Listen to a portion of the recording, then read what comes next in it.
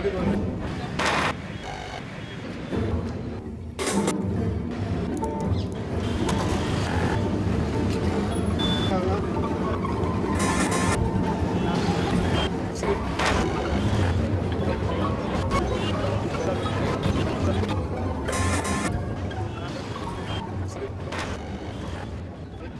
the abdominal go towards the spine. Let the abdominal embrace the spine.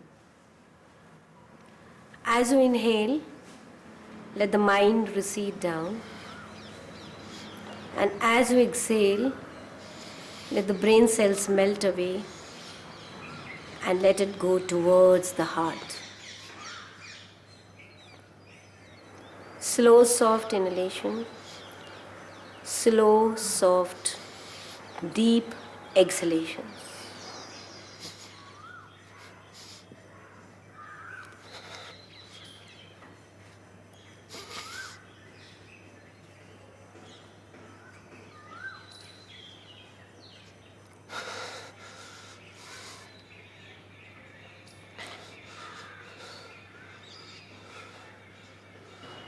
मुझे लगता था कि जो भी कुछ मेरे साथ हो रहा है वो नॉर्मल तो नहीं है, लेकिन समझ नहीं आता था इसको कंट्रोल कैसे करूँ, या और कोशिश करता था तो हो भी नहीं पाता था। तो बड़ा हेल्पलेस फील होता था कि मैं कुछ कर नहीं सकता इसके लिए। और कभी कभार तो मतलब ऐसा मन होता था कि सब कुछ छोड़ के बस भाग जाऊँ घर से। एक दो बार ऐसे ही गुस्सा होकर घर से निकल भी गया, लेकिन क्या करता, वापस आ गया। It is an irrational fear, like I told you. It's a continuous state of being scared. And when you ask scared of what, you don't know the answer. Imagine that. I mean, that's how one feels when they are anxious. Everywhere I go, it's persistent and persuasive, which means in any situation, I'll be scared to drive, I'll be scared to eat, I'll be scared to talk to a girl, I'll be scared to take a decision, and so on. Okay? It's generalized. What are the symptoms? Symptoms are increased heart rate, sweating, feeling excessive worry. मैंने इसके बारे में net पे search किया और कुछ किताबें पढ़ी तो पता लगा कि एंग्जाइटी डिसऑर्डर नाम की कुछ चीज़ होती है, वो प्रॉब्लम है। बस।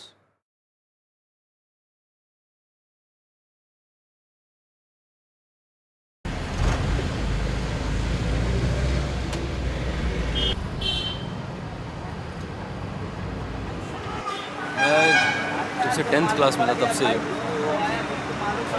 ऐसा लगता था कि कुछ गड़बड़ है जो हो रही है मेरे साथ। मतलब मैं सोता था लेकिन किसी तरह सो गया, लेकिन जब सुबह उठता था तो लगता था कि रिलैक्स नहीं है, बिल्कुल भी रिलैक्स नहीं रहता था और माइंड में कई सारे थॉट्स दौड़ रहे होते थे, एकदम नेगेटिव फील होता था। See, per se, anxiety will come down in multiple areas. Like I told you, one of the signs which I told you was physical signs like tremulousness and so on. There are other areas like cognitive. The way you think is cognition. If I always start thinking in a manner where I am always apprehensive, boss, I might not do this, I might fail, this might not happen, that might not happen, and so on, that becomes a part of my nature. And that's where I probably start thinking, why am I so negative? जैसे मैं कभी रास्ते में जा रहा होता हूँ कहीं, तो मुझे ऐसा लगता है कि लोग मेरी तरफ ऐसे देख रहे हैं जैसे वो मेरे बारे में कुछ गलत सोच रहे हैं। डर लगने लगता है मुझे।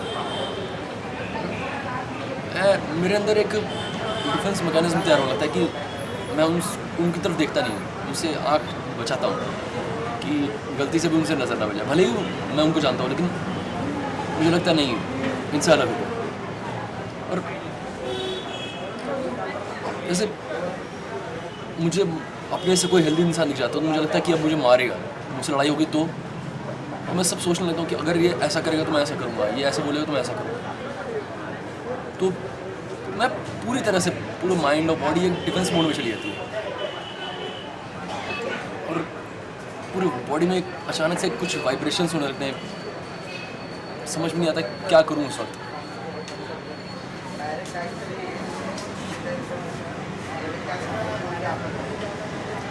और मैं चाहे जितनी कोशिश करूँ उस कुछ चीज़ को संभाल नहीं पाता। मैं और सबसे बड़ा चैलेंज होता है कि मैं कोई डिसीजन लेने में बहुत दिक्कत होती है मुझे। कुछ छोटे छोटे डिसीजन, मतलब क्या खाऊं, क्या खरीदूं, हर चीज़ को बहुत सोचना पड़ता है कि क्या करूं। और बल्कि पहले ऐसा नहीं था। पहले मैं बड़े आराम से कोई भी डिसीजन ले लेता, बड़े से बड़ा डिसीजन तुरंत। लेकिन ये प्रॉब्लम बढ़ती जा रही है। Our reaction is that we primarily react just to ask what is the problem. The society per se will say इसमें डरने की क्या बात है, इसमें इतना चिंता करने की क्या बात है. You will have to understand that the person is not enjoying being anxious. He's just reporting that, and that's something which is least understood by the family members or caretakers.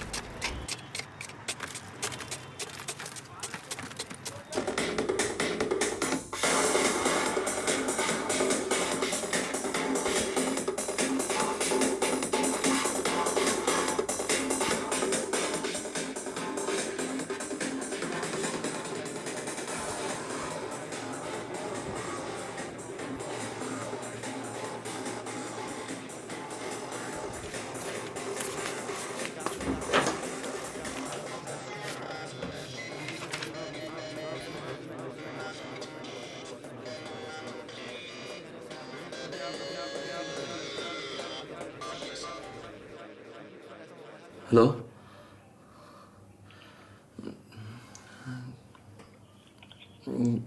कुछ नहीं, नींद नहीं आ रही थी। 10 दिन से नहीं आ रही है। हाँ, नहीं, बस मुझे लगा कि तुम्हें बता दूँ तो इसलिए किया। अजीब सा हो रहा था। बहुत सारे थॉट्स चल रहे थे दिमाग में, सांस नहीं ले पा रहा हूँ।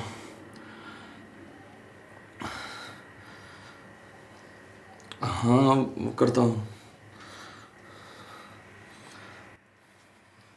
पता नहीं।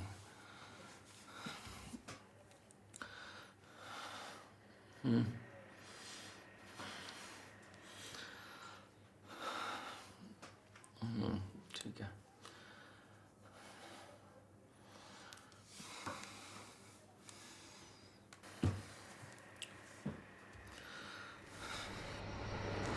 तो मम्मी, पता नहीं मम्मी क्या हो रहा है। घबराहट होती रहती है, दिमाग शांति नहीं रहता। नहीं, टेंशन तो कोई नहीं है। पता नहीं, लगता पागल हो जाऊंगा एकदम।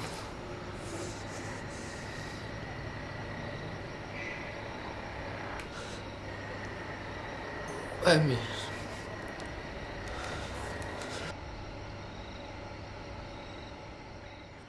Actually, we can't say that people having anxiety disorders are mad, you know. So it's a totally wrong term, because in psychiatry we divide illnesses into two major categories. First is psychotic illnesses, in which actually actual madness comes in. We usually call them as an psychotic or schizophrenia-like cases. And in neurosis, where anxiety disorder and depression usually falls into. So we usually divide these two cases, and anxiety, neurosis or depression are usually, they are very mentally sound. They don't have, or they don't trouble any people. The people, neurosis people, they themselves get suffered, and that's the reason that they approach psychiatrists.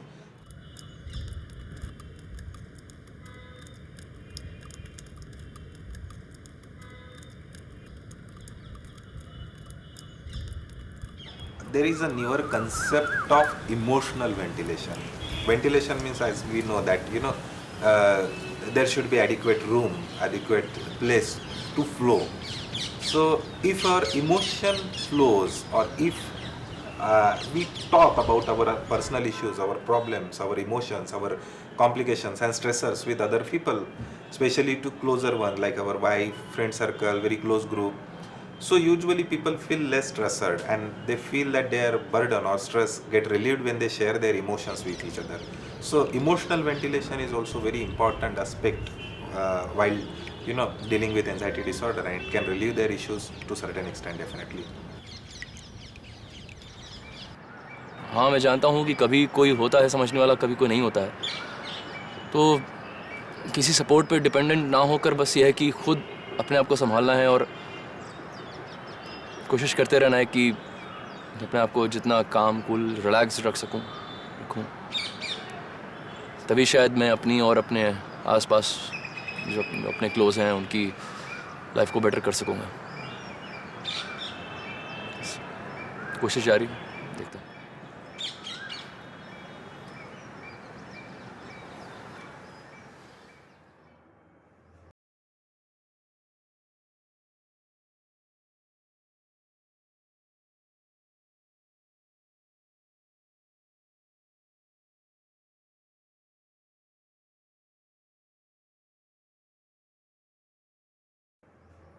As you inhale and exhale, and as the mind becomes quiet, this brings about the sense of goodness, sense of auspiciousness, shrine conditions, sublime conditions, quiet conditions.